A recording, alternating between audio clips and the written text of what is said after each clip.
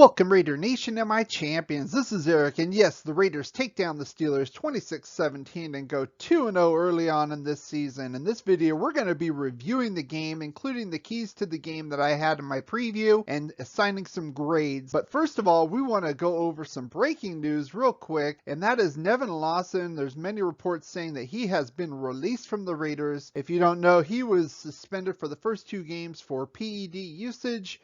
Honestly, I didn't even want to make a video on it because I didn't think he was that good at all. Good luck to you, but we have a lot better corners now. So let's get right on to the game review of this victory.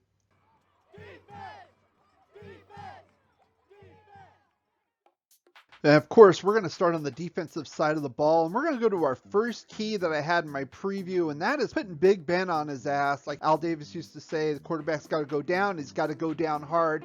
And the Raiders did exactly that. I'm going to give them an A+ grade for this key. Now, I know the Raiders only got 2 sacks, but they did get 10 quarterback hits on this guy. And if you don't believe me and you don't agree with this grade, ask Big Ben yourself.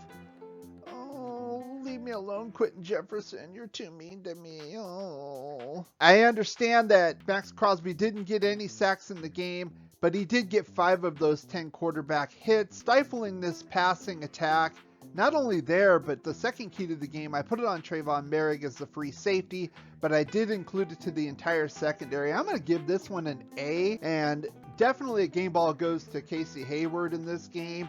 Had 2 big stops against Chase Claypool. Here's the one in the end zone, stopping him. Now, I know Claypool ended up with 3 catches for 70 yards in the game.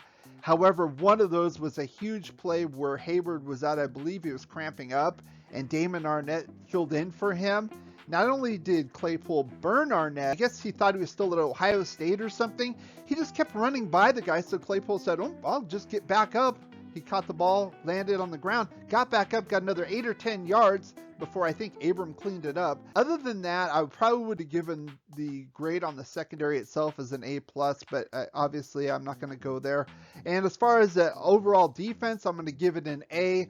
Good job against this passing attack overall. They only scored 17 points. I would say between the Arnett brain fart, for lack of a better term, and then Corey Littleton again allowing a rushing touchdown. This time with Juju Smith-Schuster, basically got ran over.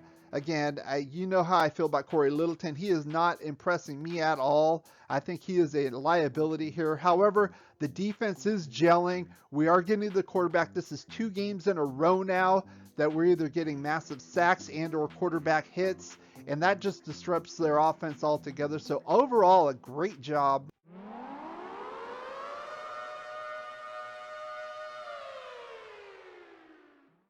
Once again, the air raid siren is on because we're having issues with our running game between Josh Jacobs being out and the internal offensive line injuries.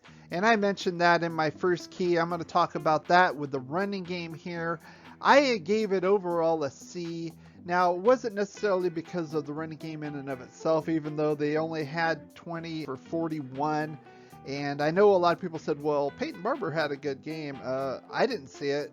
He had 1 good run of 13 yards. He ended up with 32 total rushing yards, nothing on the receiving end. Now, I gave the C because Drake only had 5 catches for 46 yards. I was expecting a little more to help alleviate the offensive line woes with this pass rush of the Steelers. Now, it gets me to my second key, this offensive line. I gave it a B+ because honestly, Drake wasn't needed as much. As a whole, the offensive line did well against a more superior pass rush than the Ravens had. Now, granted, TJ Watt did get a sack, and he was out in the second half, but so was Alex Leatherwood in the second half. And the other sack was by Melvin Ingram, who got it when he moved over in the second half, moved over to the right side because he wasn't doing jack shit against Colton Miller. Obviously a mainstay there. The internal offensive line had their moments, but overall did well, bent, but didn't really break. The Steelers only got those 2 sacks. Carr was relatively protected. Now, that one guy rolled on his ankle, but I don't blame the offensive lineman for that. Including the backbreaker to Ruggs, that bomb, that wouldn't have happened if the offensive line was breaking down. So overall, pretty good job, all things considering. And I gave the offense an A- overall. And this is based mainly on Derek Carr and this offensive line. He had the ability just spread the ball around. Now, I gave this offense a B last week against Baltimore because it really looked like they didn't have that preseason with the ones. And it took about a quarter and a half, almost a full first half to get in sync. This offense looks much more in sync now than it did before. And now you're really seeing players kind of coming to their own, especially Ruggs and Edwards. There's a lot more chemistry with Derek Carr here. You can see it. And I know Ruggs got over 100 yards, but mostly was that 60-yard bomb. But if you took that away, they all got about 50, 60 yards apiece. And this is exactly what this team needs to do. And if you don't agree with my A- grade, look at John Gruden here. How often does this guy smile during a game? Obviously, this team did well, and the offense did well. The defense did well overall. Very good game overall. And now we're 2-0. We come back home week 3, and we get to face the Miami Dolphins. And Tua Tagovailoa, or Tua Latin, or whatever the hell his name is, honestly, he might not even play. He's got busted ribs. I don't know what's going on with this. I will go into that a little bit further when I do the game review for week 3 against the Dolphins later this week. So you can expect that week 3 game review on Friday. You can also expect us to go live once again at halftime, where we do our weekly halftime report.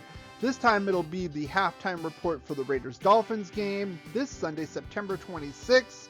We go over what I think are the good, the bad, and the ugly, and the keys of the game that I give during the preview, and get your interaction. We have a lot of fun with this, and I encourage you to come on out and join us. This video was brought to you by Chucky's Protein Powder, your likes and subscribes. If you have any comments, put them in the section below. I read every comment, and if I've had enough tequila, I'll probably respond to your comments as well. If you want to catch up to our previous videos or our playlists, they're right here. Thank you for watching and supporting this channel, and as always, go Raiders.